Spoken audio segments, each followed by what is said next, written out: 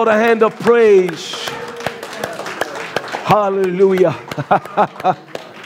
Hallelujah. Hallelujah. I can remember we weren't raised in the Pentecostal or in the charismatic movement.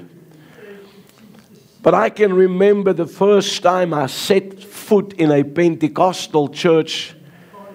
And it was the end of January 1983. Ek het niks van Pinkster geweet nie. Ek kom uit die Silent Church uit.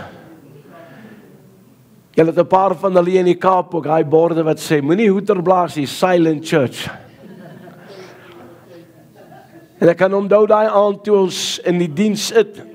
Back those years, you could not come 5 minutes late for a Sunday evening service. Because if you came 5 minutes late, guess what? Jy sit voor in die kerk, nie agter nie. En toe daai mense begin sing en hulle begin hulle hande klap en hulle begin hulle hande op te steek en hier sê een halleluja en daar sê een prys die Here en hulle begin in hierdie snaakse tale praat, toe voel ek wil my kop vasgryp en sê God kry my uit hier, ek is tussen mal mense. Het is lekker om vanaand tussen mal mense te wees. Het is lekker om vanaand tussen mal mense te wees. Jy sien wat vir jou en my dalk onordelik lyk, is binne God se orde. Ons dink baie keer orde is, jy weet, almal sit stil, prim en proper, en niemand beweeg rond nie, en al daai tipe dinge, dis ons orde. En baie mense as hulle in 'n diens kom soos vanaand, waar die gees van die Here beweeg, los haar. En as jy nie gewoond is aan dit, en dan sê jy, nee, kyk, ek wil ook, Here, kry my uit hier, ek is tussen mal mense. Now, I want you to know something before I'm going to get into the word. There is 2 things I can do with you and even for you. But there is a third thing, I cannot do it for you, but I can do it with you. Ek kan vir jou glo en ek kan saam met jou glo. Ek kan vir jou bid en ek kan saam met jou bid. Maar ek kan nie vir jou die Here loof nie. Maar ek kan saam met jou die Here loof. Did you know, het julle geweet God is in die kleremaak besigheid gewees? Ja, hy het klere gemaak. If you don't mind, what is the purpose of this garment? To keep you warm. But if she doesn't put it on, will it serve its purpose? No. So God made a garment. It's called the garment of praise. Die kleed van lof. En as ek en jy hom nie aantrek nie, beteken hy vir ons niks. If she doesn't put on this garment, sy sal koud kry en koud kry en koud kry, maar sy sal nooit warm word nie. En dis die probleem, dat baie van ons, many of us have never experienced the power of the garment of praise. Want hy hang in die kas, en daar gaar hy stof op. Niemand kan namens jou die Here loof nie. Jy moet dit self doen. Jy moet dit self doen. Jy moet dit self doen. Okay, they didn't understand Afrikaans, so I'm going to say it in English. You have to do it for yourself. Hulle verstaan ook die Engels. Maak julle Bybel saam met my weer vanaand oop by Matteus hoofstuk 28. Matthew chapter 28. So as jy dalk vanaand hier gesit het en jy gedink, Here, ek kom nie terug nie. Now you better come back because you've been in a good place tonight. Matteus hoofstuk 28 vanaf vers 16.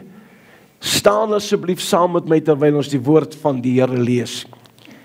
En die 11 disippels het na Galilea gegaan, na die berg waar Jesus hulle bestel het. En toe hulle hom sien, het hulle hom aanbid, maar sommige het getwyfel. Some of them doubted. En Jesus het nader gekom en met hulle gespreek en gesê, aan my is gegee alle mag in die hemel en op aarde. Gaan dan heen, maak disippels van al die nasies, en doop hulle in die naam van die Vader en die Seun en die Heilige Gees, en leer hulle om alles te onderhou wat ek julle beveel het. En kyk, ek is met julle al die dae tot aan die volëinding van die wêreld. Amen. You missed a good place once again to delight yourself in God. Om jou net so 'n bietjie te verlustig in die Here. Mense sal my en jou altyd begewe en verlaat. Maar Jesus gesê, ek sal dit nooit doen nie. Ek sal dit nooit doen nie. Baie keer kom mense en sê, weet jy, ek voel vir my of die Here so ver van my af is. Dan sê ek vir hulle, weet julle hoe voel ek, Josef? Met my hande. Never base your relationship with God on your feelings. You may be seated. Please don't close your Bibles. Ons teksvers is Matteus 28:19. Gaan, dis 'n werkwoord, Leslie. Dan heen, maak, dis 'n werkwoord, disippels van al die nasies. En doop is 'n werkwoord, hulle in die naam van die Vader en die Seun en die Heilige Gees. En leer, dis 'n werkwoord, hulle om alles te onderhou wat ek julle beveel het. Ons is besig om te praat oor disippelskap. En in die eerste boodskap het ek vir u genoem dat ek is van die oortuiging, en ek het dit vir julle verduidelik, dat daar is 'n wesenlike verskil tussen kind wees van God en 'n disipel van Jesus Christus. Nou wil ek jy moet mooi luister na die opdrag wat Jesus gegee het in Markus 16 vers 15 en 16. Gaan, werkwoord, die hele wêreld in. Ek wil net daar stop. Go into all the world. That word world does not constitute the globe. Praat nie van die aardbol nie. Daai woord wêreld in Markus 16 praat van jou area van invloed. By jou huis, daar waar jy werk, daar waar jy bly. Matteus 28 praat van die aardbol. So hy sê, gaan die hele wêreld in en verkondig die evangelie aan die ganse mensdom. Hy wat glo, met ander woorde, hy wie tot geloof in God gekom het, deur die Here Jesus Christus aan te neem as sy of haar persoonlike verlosser en saligmaker, en wedergebore is deur die Heilige Gees. There is no other way. I don't care who you are, I don't care what your belief is, there is no other way a person can be born again other than through the Holy Spirit. Net deur die Heilige Gees. So Paulus kom en hy maak dit vir ons duidelik in Romeine 10 vers 14. Dat is onmoontlik. Geen mens kan tot geloof in God kom sonder dat iemand nie vir hulle vertel nie. Kan jy verstaan hoekom dit so belangrik is dat die Here Jesus sê, gaan die wêreld in en verkondig? Want as jy Romeine 10 vers 14 gaan lees, kom Paulus en hy vra, hoe sal hulle dan kan glo as daar niemand is wat hulle vertel nie? You cannot come to faith in God in no other way unless somebody comes and tell you the good news. Jy moet dit hoor, want Romeine 10 vers 17 sê, geloof kom deur die gehoor en die gehoor deur die woord van God. En die opdrag wat Jesus vir sy disippels en vir ons gee, is tweevoudig. Eerstens moet ons die evangelie, dat Jesus die Seun van God is, dat Jesus die goeie herder is, dat Jesus die weg, die waarheid en die lewe is, en dat niemand kom na die Vader behalwe deur Jesus Christus. Jy kan nie na die Vader kom deur 'n kerk nie. Jy kan nie na die Vader kom deur die paus nie. Jy kan nie deur die Vader kom deur niemand anders nie, behalwe deur Jesus Christus nie. En daarom is die eerste deel van die opdrag aan sy disippels en aan jou en my, as jy vanaand hier sit my so klein bietjie sagter asseblief. As jy vanaand hier sit en jy bely dat die Here Jesus Christus is jou redder en jou verlosser, dan is jy ook hierdie verantwoordelikheid om vir mense dit te gaan vertel. Hulle kan op geen ander manier tot God die Vader kom behalwe deur Jesus Christus. Dis die een kant, maar tweedens moet jy dan hulle wat tot geloof in God gekom het, deur die Here Jesus Christus aan te geneem het as hulle persoonlike verlosser en saligmaker.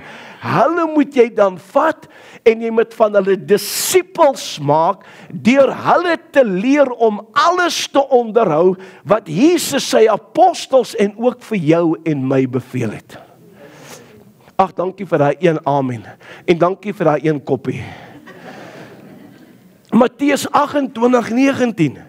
Gaan dan heen, maak disippels van al die nasies en doop hulle in die naam van die Vader en die Seun en die Heilige Gees en leer hulle om alles te onderhou wat ek julle beveel het.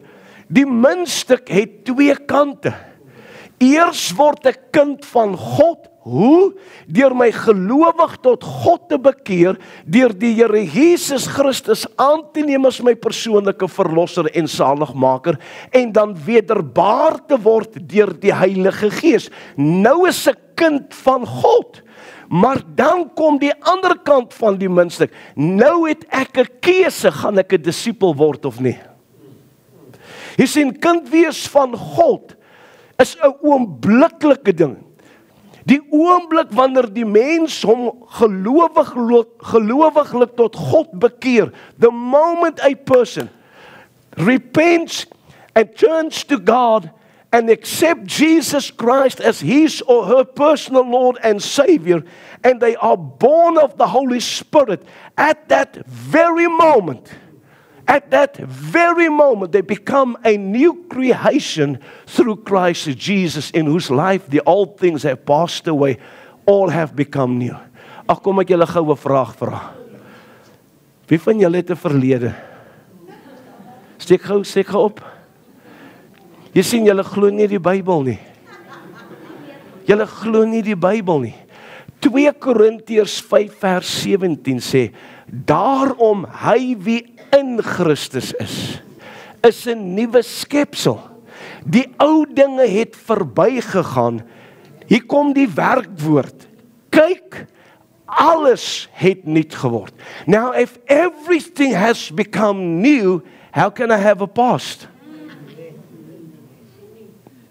Jy sien, maar die probleem is, dis hoekom baie van ons so sukkel om in die oorwinning te lewe van dit wat die Here Jesus vir ons vermag het op die kruis. Dankie Heilige Gees. Ek wil gou vir julle net hierdie skrifgedeelte gaan lees, daarso in Matteus 28. Jesus sê vir hulle, aan my is gegee alle mag in die hemel en op aarde. Nou sit ek daar in Posmansburg en die pastoor vra my, ek moet gou saam met hom gaan, en hy's daar na 'n winkel toe. Hy wil een of ander goeders gaan koop om stoele skoon te maak. En terwyl hy so op die rak, hoor ek hier agter my rug, praat 'n vrou met 'n ander vrou. En sy praat met haar, die gesprek gaan oor jou autoriteit wat jy het. Nou luister ek, my vroulike hormone, ek luister wat jy agteraan gaan, jy weet. En toe sy so wegstap, toe vra ek vir haar, ek sê, hey, glo jy wat jy nou vir hierdie vrou gesê het? En sy stop en sy kyk meer, ek sê, glo jy dit? Sy sê, ja, ek glo dit. Ek sê, ek wil jou vraag vra.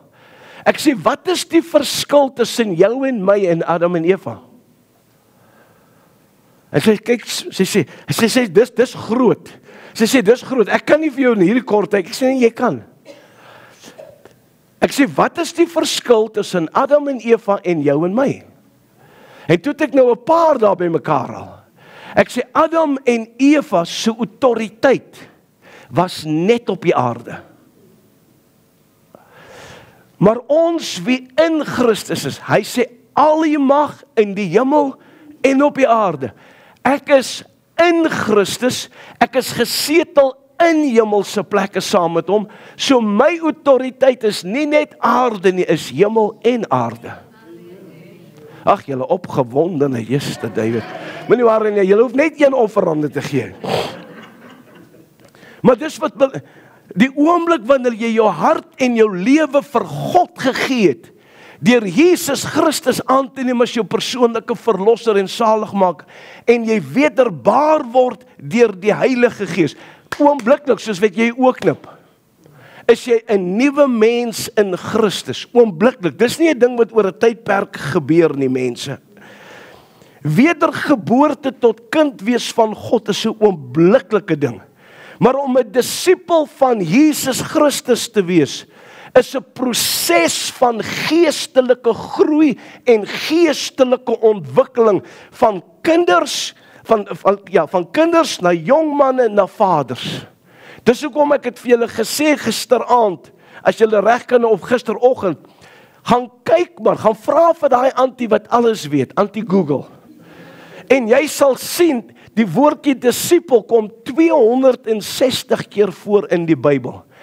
And you can please look it up, and you will find just about every time that there is reference about I've been a disciple of Jesus, you will find there's a price to be paid.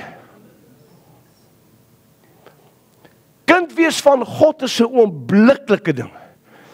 Maar om 'n disipel van Jesus te word, is 'n proses van geestelike groei en geestelike ontwikkeling van jong seuns na jong manne na vaderskap toe, mense. En dis die hartseer vandag. So baie van ons gee ons hart en ons lewe vir die Here. En ons is so opgewonde omdat ons nou kind van God is, en dis reg. Ons moet opgewonde wees, maar dan is ons tevrede om net kind van God te wees. En dis hoekom ons nooit die volheid van dit wat in Christus is ervaar in ons lewe nie. Want jy sien, niemand vertel ons, nou het jy 'n keuse, gaan ek as kind van God, gaan ek groei in disipelskap of gaan ek nie? It's a process. It's not an immediate moment. En so baie van ons bly babas. Ek het 'n boek gelees en ek gaan nie vir die outeur se naam sê nie. Dis wat hy gesê het oor die kerk, oor Christendom. Hy sê Christianity runs a mile wide, but an inch deep. As geen geestelike volwassenheid nie. Hoekom? Want 'n baba word nie gereken as 'n vlak van geestelike groei nie. Dis 'n baba spreek van die begin. Daarom praat Johannes in sy sendbrief net van 3 vlakke van geestelike groei. Hy praat van jong seuns, jong manne en vaders. Kom ek verfris gou so ons bietjie ons geheue. Die woord disipel in Hebreëus is die woordjie lenoet. Die woord disipel in Grieks is mathetes. Die woord disipel in Latyns is discipulus, wat beteken leerling of volgeling. 'n Disipel is 'n aanhanger, hy's 'n volgeling, hy's 'n imitator, hy's 'n karikatuur van die leermeester. Jesus Christus vat die 12 en daarna die 70 en wat maak hy van hulle? Hy maak van hulle disipels. Dit bring die vraag by ons, how did he take the 12 and the 70 and made them disciples? Wat weet 'n visserman anders van net om vis? Wat weet 'n visserman van gaan vertel? Hy weet net om vis te vang. Hy weet net om hy sardientjie aan te sit. Wat weet 'n tollenaar, 'n tax collector van gaan vertel? Wat weet hierdie manne van vertel? Wat nog te sê om dit te doen? So Jesus Christus vat hulle en hy leer hulle hoe om 'n disipel te wees, eerstens deur vir hulle 'n voorbeeld te wees. Die kerk het nie voorbeelde nie.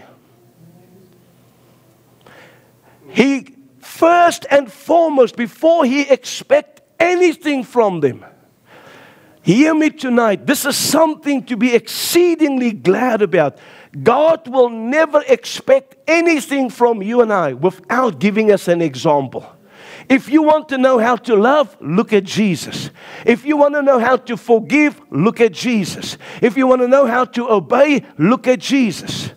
So Jesus kom en voor hy enigiets van hulle verwag, van disippelskap, sê hy vir hulle, ek gaan julle wys hoe lyk 'n disipel. En hy doen dit in sy verhouding met sy Vader. Jesus sê, ek doen niks wat ek nie my Vader sien doen nie. Hallo? Ek sê niks wat ek nie my Vader hoor sê nie. So hy wys vir hulle, dis hoe 'n disipel lyk in sy verhouding met sy Vader. En toe leer hy hulle deur vir hulle te vertel. Maar ons is mos partykeer hardhorend, Callie. Kyk hoe lank vat ons jou nou al om 'n saak te maak. Jy bly maar net 'n blou bal. Geen salf aan jou te smeer nie. So he, first and foremost, is an example to them. Then he tells them how to do it. Then he goes one step further. He shows them. Ag, hoe baie het ek nie predikers in my lewe hoor sê, ek het julle nou vertel. Ek het julle nou geleer, gaan doen dit. Dan sê die mense daar met al die kennis, dan sê ons, okay, ons het jou nou gehoor, ons het jou hart en duidelik gehoor, maar ons weet nog nie hoe om dit te doen nie. Hallo? So first and foremost, he's an example in sy verhouding met sy Vader. Toe leer hy hulle, toe wys hy hulle, toe vat hy hulle sê, okay, nou wil ek hê, dit wat ek jou geleer en jou gewys het, nou wil ek jou hoor dit vertel en ek wil jou sien dit doen. Dis hoe ons disippels maak. Nou behalwe dat 'n disipel 3 karaktereienskappe het van gehoorsaamheid, liefde en vrugbaarheid, word daar 'n beroep op hom gemaak om 3 pryse of offers vrywilliglik te betaal. So to become a disciple of Jesus Christ, you are expected. It is requested or required of you to pay voluntary at least these 3 prices. Onthou, disipelskap is nie goedkoop nie, mense. Hoor mooi wat sê die Here Jesus in Markus 10 vers 28 tot 30. Toe begin Petrus vir hom te sê, kyk, ons het alles verlaat en u gevolg. En Jesus antwoord en sê, voorwaar ek sê vir julle, daar is niemand wat huis of broers of susters of vader of moeder of vrou of kinders of grond ter wille van my en van die evangelie verlaat het nie. Of hy ontvang nou in hierdie tyd 100 maal soveel huise en broers en susters en moeders en kinders en grond, saam met vervolginge. In die eeu wat kom, die ewige lewe. To become a disciple of Jesus Christ, if you want to write this down, it's all or nothing. Dis alles of niks, mense. Dis hoekom niemand ooit teen sy of haar wil of hulle sin 'n disipel gemaak word nie. It's a keuse, it's a choice you're going to have to make. So wat is die prys van disipelskap? Daar kan meer wees as dit, maar ek wil met jou 3 behandel. En die eerste prys wat ons moet betaal om 'n disipel van Jesus Christus te wees, ons moet onsself verloon, ons kruis opneem en hom volg. That's the first price you have to pay. That's to deny yourself, take up your cross and follow him daily. Matteus 16 vers 24. Toe sê Jesus vir sy disippels, as iemand agter my aan wil kom, moet hy homself verloon en sy kruis opneem en my volg. Lukas 14 vers 7. En elke een wat sy kruis nie dra en agter my aankom nie, kan nie my disipel wees nie. Ek het gevraag, het jy gehoor wat Jesus gesê het in daai vers? Hy sê, jy kan nie my disipel wees nie. If we do not take up our cross and follow him daily, don't get mad at me, sê ek wat ek gesê het nie. I'm just repeating his words. He said, then you cannot be my disciple. Jy sien, daar's nie 'n manier dat ons kan sê dat ons 'n disipel van Jesus Christus is, as ons nie onsself verloon nie, as ons nie ons kruis opneem en hom volg nie. Daar's so baie mense wat sê, ek wil 'n disipel van Jesus Christus wees, maar dan word ons lewe gekenmerk aan nog 'n bietjie slymer, nog 'n bietjie slaap, nog 'n bietjie hande gevou sit. Nou nie hier in Dunamis nie, net daar in Bloemfontein.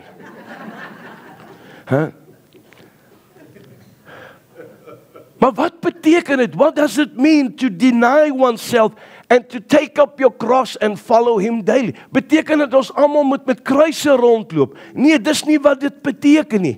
Maar wat dit beteken is dat my belange nie hoër prioriteit geniet as die van God nie. Jy sien, ware disippelskap vereis totale oorgawe aan die wil van God sonder enige kompromie of iets wat ons aandag kan aflei. Hoor wat sê Jesus vir Maria sy ma, daar Lukas 2 vers 9. Waarom het u my gesoek? Het u nie geweet dat ek in die dinge van my Vader moet wees nie? Ek wonder wat het deur haar kop gegaan. Weet, hulle gaan soos elke ander jaar en nou is hulle op pad terug huis toe en ons weet mos maar almal hoe tienerkinders is.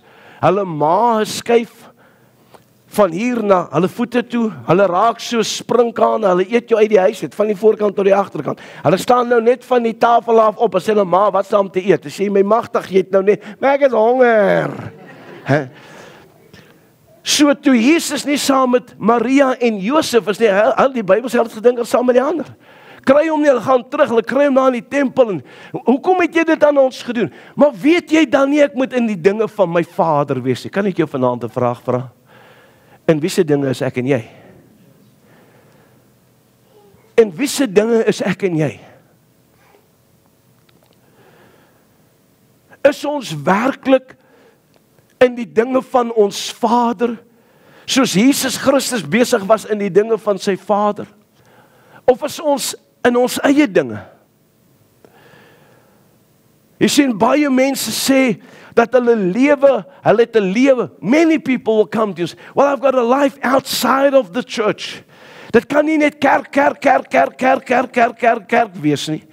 Nou wil ek vir jou sê, as jy nie verstaan wie die kerk is nie, moenie vir my kom sê jy's die kerk nie, want jy is nie. Jy's 'n deel van die kerk. Maar jy is nie alleen die kerk nie. Jy's 'n deel van die kerk. Maar as jy nie verstaan wie die kerk, dan sal dit vir jou 'n geval wees van, maar dit kan nie net kerk wees nie.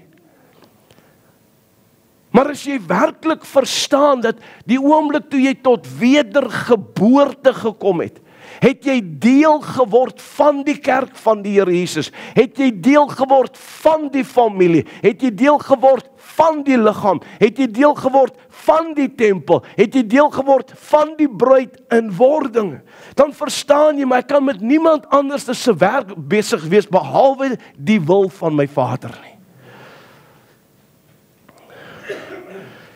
Hy sê vir ons en vir sy disippels in Johannes 4 vers 34, my voedsel is om die wil te doen van hom wat my gestuur het en om sy werk te volbring. I don't know how many times in my life I have prayed this scripture to God.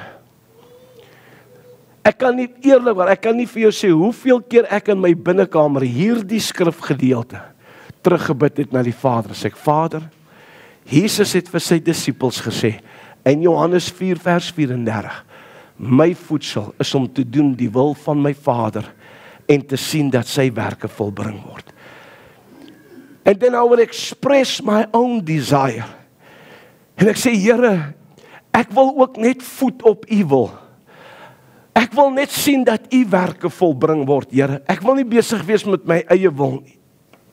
Jy sien, om jouself te verloon en jou kruis op te neem, beteken om te voet op die wil van die Vader en te sien dat sy werke volbring word. Wanneer ek en jy werklik voet op die wil van ons Vader, en as ons werklik verbind is aan sy werk om te sien dat dit volbring word, my boetie, gaan ek en jy soos 'n boom geplant wees by waterstrome wat sy vrugte gee op sy tyd, sy blare gaan nie verwelk nie, en alles wat ek en jy doen, voer ons voorspoedig uit. Ek wil vir julle sê, ek kan beskuit bak, soos dat julle pastoor kan koeksisters bak. Maar ek wil vir julle sê, ek het al foute gemaak met daai goed. Maar as jy voet op die wil van jou Vader, en julle pastoor het al foute gemaak met die koeksisters ook, moenie daar met sy heilige gelas nie. En nie my skoonsister nie, hy.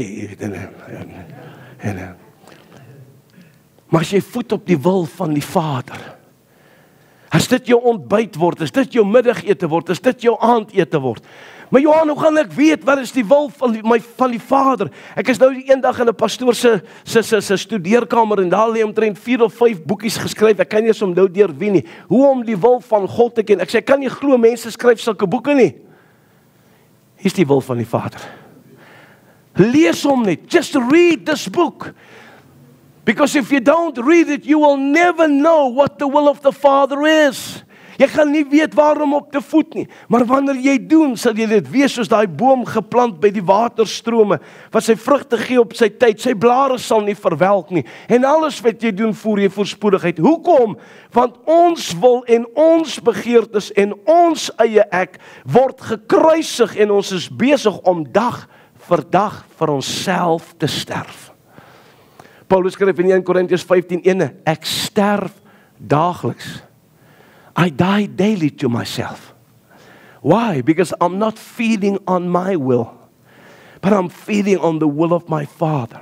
En ek en jy as kind van God, ons moet net soos Paulus dag vir dag sterf tot onsself, tot ons kom by die punt wat hy gesê het in Galasiërs 2:20, ek is met Christus gekruisig, en ek leef nie meer nie. Onthou wat ek vir julle gisteraand gesê het, wat iemand gesit het op Facebook, if they have a encounter with you, they ought to be able to walk away and say, I've had an encounter with Jesus. Ek leef nie meer nie, maar Jesus Christus leef in my. En wat ek nou in die vlees lewe, leef ek deur die geloof in die Seun van God, wat my lief gehad het en homself vir my gegee het. Discipleship means submitting our own interest in favor of God's. Here, wat wil U? Die tweede prys wat ons moet betaal om 'n disipel van Jesus Christus te wees, ons moet afstand doen. Afstand waarvan? Lukas 14 vers 26 tot 33. As iemand na my toe kom en hy haat nie sy vader en moeder en vrou en kinders en broers, ja selfs ook sy eie lewe nie, kan hy nie wat? Kan hy nie my disipel wees nie. So kan dan ook niemand van julle wat nie afsien van al sy besittings, nie weet wat wees nie, my disipel wees nie. Jy sien, Jesus Christus, en dis nie onrealisties nie, hy vereis totale loyaliteit teenoor hom, wat groter is en wat dieper is as teenoor enige ander mens, verwysende na jou vader, jou moeder, jou man, jou vrou of jou kinders ensovoorts. Jy sien, in die Here is daar net, die een ding kan nie meer belangriker vir jou en vir my wees, as ons verhouding met God nie. Die oomblik, wanneer my verhouding met my ouers, of met my kinders, of met my vrou, of met my man, 'n groter prioriteit word vir my, is my verhouding met God, sê, jy kan nie my disipel wees nie, want jy gaan die heeltyd na hulle pype dans. Jy gaan die heeltyd na hulle pype dans. En jy kan jou maar klaarmaak. Rest assured, if you honestly and truly want to be a disciple of Jesus Christ, dit gaan verdeeldheid in jou familie bring. Jy moet jou maar klaarmaak. Daar's 'n prys om te betaal, mense, om 'n disipel van Jesus Christus te wees. Jy sal deur jou eie familie verwerp word. Luister mooi wat sê Jesus in Matteus 10 vers 34 tot 7. Moenie dink, hy wat dit sê, ek het gekom om vrede op die aarde te bring nie. Ek het nie gekom om vrede te bring nie, maar die swaard. Hierdie evangelie is 'n swaard. Want ek het gekom om tweedrag te verwek tussen 'n man en sy vader, en tussen 'n dogter en haar moeder, en 'n skoondogter en haar skoonmoeder. En 'n mens se huisgenote sal sy vyande wees. Wie die vader of moeder bo my liefhet, is my nie waardig nie. En wie seun of dogter bo my liefhet, is my nie waardig nie. Jou eie huisgenote gaan jou vyande word. If they are not willing to pay the same price as you, if they're not willing to have the same level of commitment, rest assured, they're going to become your enemy. Jy sien, dit is belangrik dat ek en jy sal verstaan, Jesus Christus het niks teen familie nie. Hy het nie 'n probleem dat ons familie het, want onthou, God is 'n God van familie. Hy is 'n God van verhouding. Daar's verhouding tussen die Vader en die Seun en die Heilige Gees. Maar wat God vir jou en vir my wil deurgee, is dat ons geen aardse gebondenheid sal hê nie. Hoe intiem ook al, moet ons aandag, enigiets wat ons aandag gaan aftrek, om aggressief, loyaal teenoor hom te wees, moet ons uit die pad uitskuif.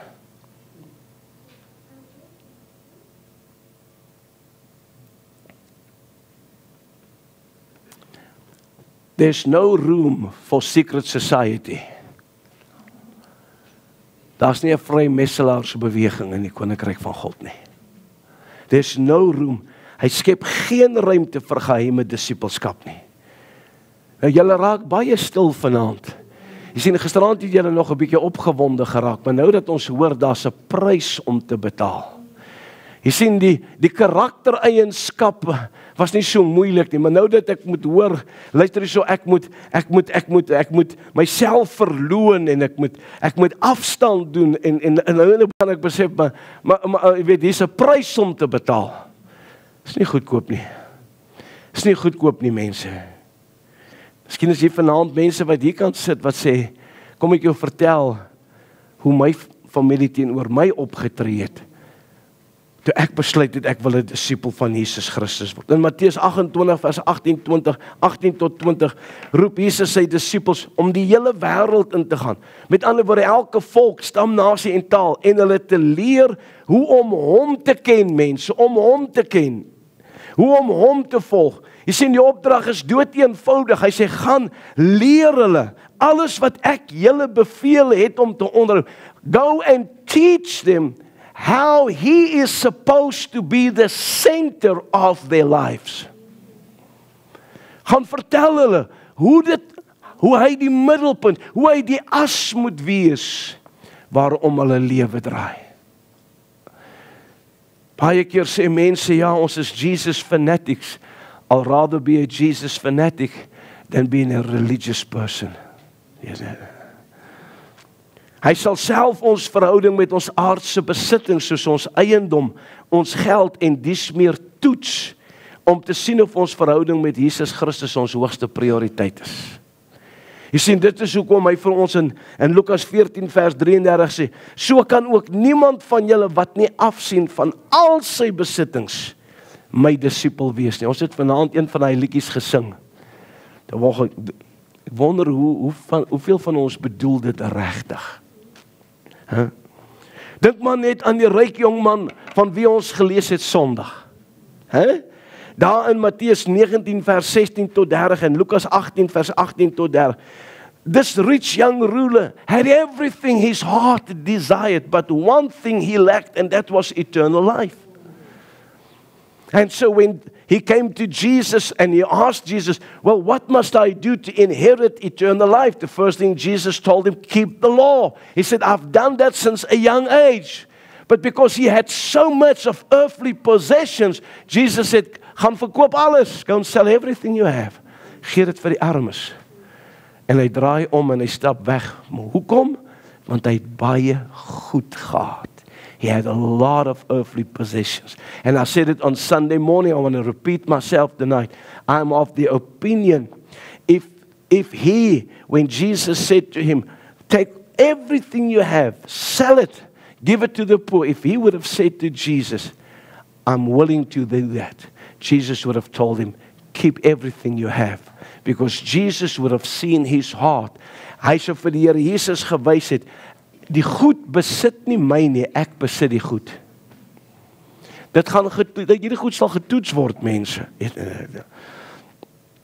Jy sien, dit weerhou hulle nie daarvan om die ewige lewe deelagtig te word, maar om ook 'n disipel van Jesus Christus te word. Soveel mense, omdat hulle vasklou in hulle aardse goeders, besef nie, maar hierdie goeders weerhou hulle daarvan. Dis die skeidsmuur wat hulle daarvan weerhou om kind van God te word, wat nog van om 'n disipel van Jesus Christus te word. Het is belangrik dat ons sal verstaan dat daar's niks meer fout om geld te hê nie. Daar's niks meer fout om mooi karre te hê en dies meer nie. Die probleem lê wanneer die geld jou het. Wanneer die goed jou en my het. As jy 'n probleem het met geld, ek het dit Sondagoggend gesê, steek jou hand op, ek kom haal dit by jou. Ek het nie 'n probleem met dit. Hoekom het ek nie 'n probleem met dit nie? Want ek het geleer hoe om 'n goeie rentmeester van God te wees. Ek het geleer om 'n kanaal van God se seën in my lewe. God seën my nie vir selfverryking nie. God seën my sodat ek milddadig kan wees. Niemand sê amen daaroor, want hulle wil alles vir hulself hou. En dit terwyl Jesus vir ons sê, waar moet ons 'n skat bymekaar maak? In die hemel. Daar waar diewe nie inbreek of steel nie, mense. Daar waar jou skat is, daar sal jou hart wees. Jy sien, ons sing daai liedjie, Christ is my everything, Christ is my all. Dis 'n ou Pinksterkoortjie, both big and small. Maar bedoel ons dit?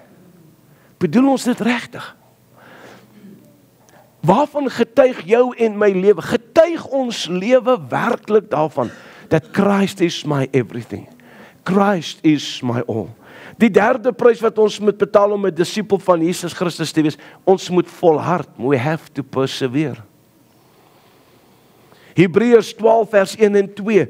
Daarom dan, terwyl ons so 'n groot wolk van getuies rondom ons het, laat ons elke las aflê en die sonde wat ons so maklik omring, en met volharding die wedloop loop wat voor ons lê, die oog gefestig op Jesus, die leidsman en volëinder van die geloof, wat vir die vreugde wat hom voorgehou is, die kruis verdra het, die skande verag het, en aan die regterkant van die troon van God gaan sit het. Whether you want to know it or not, is in 'n geestelike wedloop.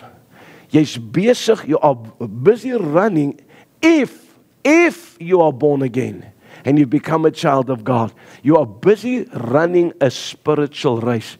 En dit sou so lekker gewees het vir my vanaand om vir u te kon sê, maar hierdie wedloop wat ons hardloop is net 100 meter of 200 meter of 400 meter, maar dan sou ek vir u gelieg het. Die waarheid is, ons is besig om 'n marathon te hardloop. Nou, ek weet dit lyk nie vanaand so nie, maar Callie het op 'n stadium marathons gehardloop. Hy's nou 'n bodybuilder. Kyk maar net na sy liggaam, jy weet dit.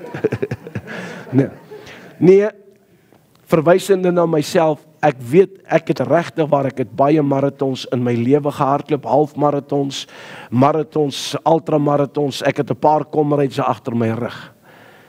Ek doen dit nie meer nie, maar weet jy, you cannot just show up at any race en sê ek wil hierdie wedloop hardloop nie. Daar's 'n registrasievorm wat ingevul moet word. There's an entry fee that you have to pay. Dan gee hulle jou 'n nommer. That makes you legal in the race. Jy kan nie maar net kom en sê, okay, ek gaan nou hierdie geestelike marathon hardloop nie. Nee, daar's 'n inskrywing. En die inskrywing is Jesus Christus.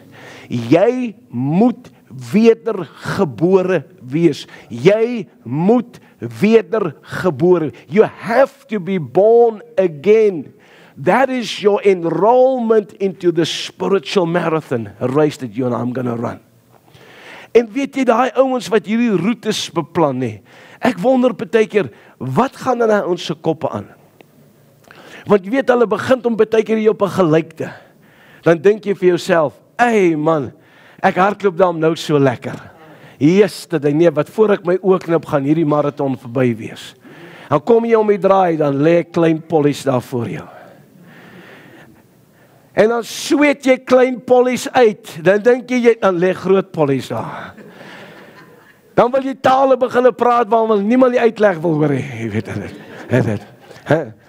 Dan jy oor groot polies en dan is jy afdraande. Jy het net begin, jy weet 'n bietjie gelyk te hardloop en dan is jy afdraande, jy weet dit. En dis die geestelike wedloop wat ek en jy besig is om te hardloop, mense. Maar in hierdie marathons, ek weet nie wie van julle het al ooit gaan sit en die Comrades kyk nie. En op die Comrades, miskien het julle er agterkom is daar 'n bus. Hulle noem dit the Bailers bus. You can get out of the race anytime and get into that bus. Maar die oomblik as jy in die Bailers bus geklim het, kan jy terugkom in die wedloop nie. Dan skeur hulle jou nommertjie hier onderaf en hulle sê Johan Brouwer 3612 is no longer in the race. That Bailers bus is going to take everyone in that bus to the same place where all these runners are going. Na die eindstreep toe. Almal. Die hartseer is wanneer daai bus inkom, is daar niemand wat sê, well done nie. They don't even notice you. Huh? Daar's nie 'n medalje of niks nie. Hoekom nie? Want jy die wedloop nie op die regte manier voltooi nie. Maar op daai roete is daar ook verversingstafels. Daar's water, daar's Coke, daar's Powerade, daar's piesangs, daar's chok. Die lys word al hoe langer nou dat ons nie meer hardloop nie. Jy weet dit. Toe ons gehardloop het, was dit net water, Coke en Powerade. Dis al wat jy gekry het. En as jy gelukkig was daar dan 'n bietjie piesangs. Maar nou is daar bar ones en ek weet nie wat alles nie. Maar weet jy, elke een van hierdie goeders, die water, die lekker goed als, op daai tafels langs die roete praat van iets waarin ek en jy moet volhard. All that refreshment speaks about something that you and I have to persevere in. Ons moet volhard in die woord. Johannes 8:31, Jesus aan die woord. En Jesus sê vir die Jood wat in hom glo, as julle in my woord bly, is julle waarlik my wat? My disippels. So as ons nie in die woord bly nie, is ons nie sy disipel. Moenie vir my kwaad word nie, ek haal net sy woorde aan. Jy sien, die probleem is mense, ons lees nie die woord nie. Ons wil graag hê iemand anders te moet hom vir ons lees. Want ons wil hom nie self lees nie. Maar ons moet volhard. Spandeer tyd met die woord van die Here. Laat die woord van die Here 'n lamp vir jou voet en 'n lig vir jou pad wees. Dawid skryf in Psalm 119 vers 11, ek het u woord in my hart weggebere, sodat ek nie teen u sal sondig nie. Maar as ek nie die woord ken nie, if I don't know the word, how can I hide it in my heart so I won't sin against God? Yeah, you have to read the word. You have to read the word. Ek wil jou aanmoedig om die woord te lees, maar moet hom nie met jou oë lees nie. You cannot grow in faith and faith cannot come to you if you read the word of God with your eyes. Sterk wat dit sê nie, die Bybel wat dit sê. Paulus skryf in Romeine 10 vers 17, geloof kom deur die gehoor en die gehoor deur die woord. So as ek die woord met my oë lees, hoor ek hom? So hoe kan geloof kom? I have to hear it. So wanneer ek Bybel lees, dis so. Die Heilige Evangelie volgens Markus hoofstuk 1, Johannes die Doper, die begin van die Evangelie van Jesus Christus, die Seun van God, soos geskryf is in die profete. Kyk, ek stuur my boodskapper voor u aangesig wat die pad voor u uitsal. Dis so ek die Bybel lees. Want as ek wil hê geloof moet na my toe kom, moet ek die woord hoor. So if I don't hear the word, how can I grow in faith? So I want to encourage you, read the word in a way that you can hear the word. Ons moet volhard in gebed, Lukas 18 vers 1. En hy het ook aan hulle gelykenis vertel met die oog daarop dat mens gedurig moet bid en nie moedeloos word nie. Gebed, gebed, gebed. Kom aan mense, ons kan almal meer bid. Dankie vir daai een amen. Ek sal daai popieskoppe ook vat. Dis hoekom Paulus kom en hy moedig ons aan in Romeine 12 vers 12. En volhard in gebed. En in 1 Tessalonisense 5 vers 17. Bid sonder ophou. Nou sê jy, ja maar Johan, ek kan nie die hele dag, ek moet gaan werk. Ek kan nie die hele dag aan my binnekamer wees nie. Wat is gebed? Praat gou met my. Sê enigiets vir my. I'm doing very well. Dis gebed. Prayer is simply communication with God. But have you noticed, I had to listen when he was speaking. Likewise, when he shut up, I spoke, he had to listen, because as ons gelyktydig praat, kan ons nie hoor nie. Dis hoekom mense, as ek die beskuit bak, dan praat ek met die Here. As ek in die bad klim en ek draai daai water, dankie Here, dankie Abba Vader, dankie Heilige Gees, dankie Here Jesus. As ek op die pad ry, ek bid nie Psalm 91 nie. Psalm 91 is 'n Ou Testamentiese gebed. God woon hier mense. So as ek gaan ry, dan sê ek vir die Vader, die Seun en die Heilige, dankie dat U vandag saam met my gaan ry en U gaan U skepping deur my oë kyk en dankie dat U U engele bevel gee aangaande hierdie voertuig waarin ons is.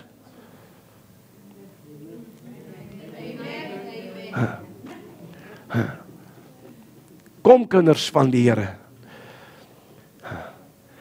Jy sien, dit gaan nie oor hoe lank jy bid nie, maar dit gaan oor die feit dat jy bid, dat jy met God praat.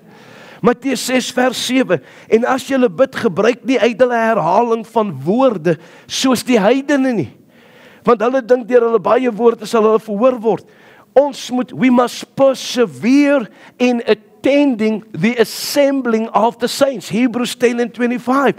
Do not neglect the assembling of yourself together, as some have the habit. Mense het die gewoonte om nie die onderlinge byeenkomste by te woon nie, veral na COVID. Veral na COVID. En ja, weet jy, dan kry jy mos die mense sê, ek gaan nie kerk toe nie, want weet ek het seer gekry in die kerk. Jy mens jy nog nooit seer gekry in Pick n Pay nie. Well, I don't go to church, it's just a bunch of hypocrites. But you go to Spar and there's a bunch of hypocrites working there. Kom kinders van die Here, kom ons hou op met hierdie nonsens man. Maar ons kan dit, ons moet op, jy sien, om dit na te laat.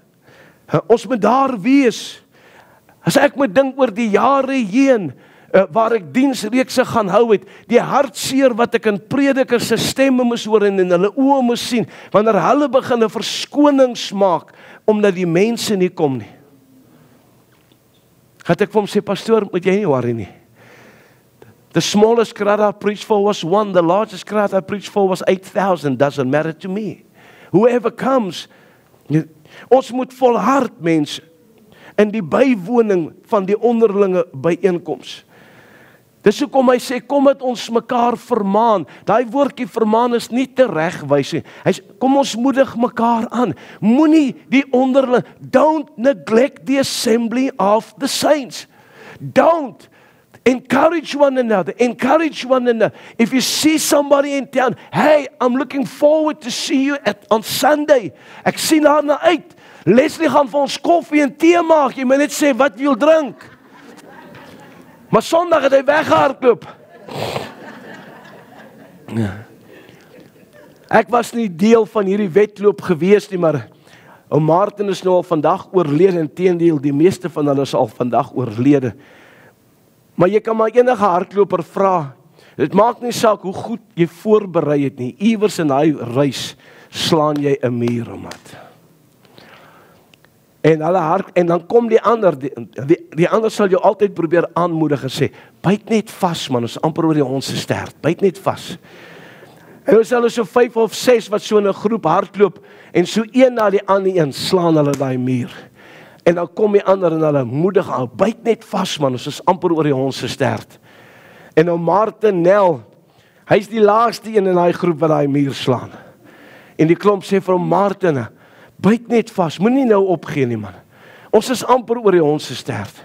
Hy sê ouens, ek gaan vasbyt, maar ek wil julle wragtig net een vraag vra. Hulle sê, wat's dit maar? Hy sê, hoeveel sterte het hierdie hond? Jy weet,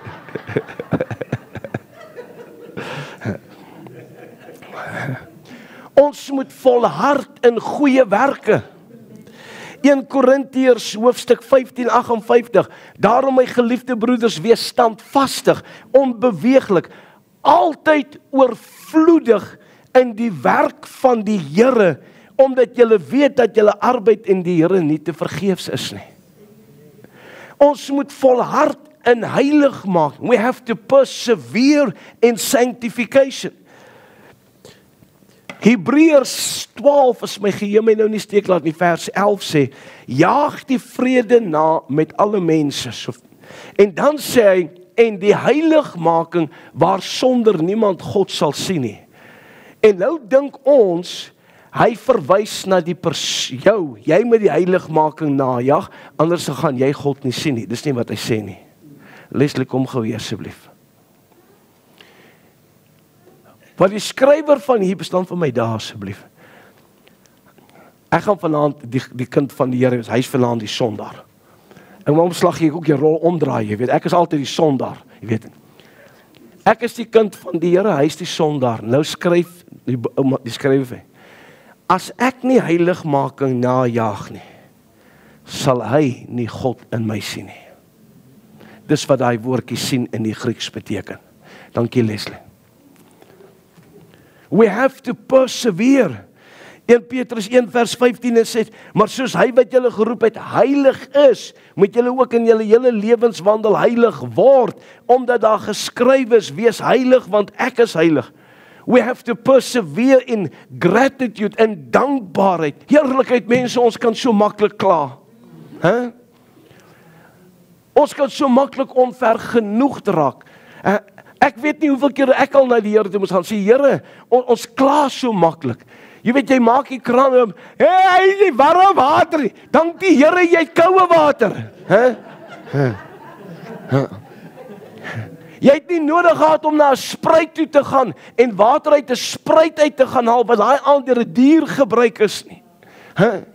Here, ek het nie shower to shower gel nie. Dank die Here, jy het Sunlight seep. Jy weet dit. 2 Tessalonisense 5 vers 18. Wees in alles dankbaar, want dit is die wil van God in Christus Jesus oor julle. Ek wil vir jou vanaand sê, my broer en my suster in die Here, as ek en jy 'n disipel van Jesus Christus wil wees, moet ons volhard, en ek het vanaand net 'n paar dinge opgenoem. We have to persevere while running the race of faith if you want to be a disciple. Don't you ever dare to get in the bailiff's bus. Amen. Let me close. Jy kan nie 'n disipel van Jesus Christus wees. You cannot be a disciple of Jesus Christ without being a child of God. But you can be a child of God without being a disciple of Jesus Christ.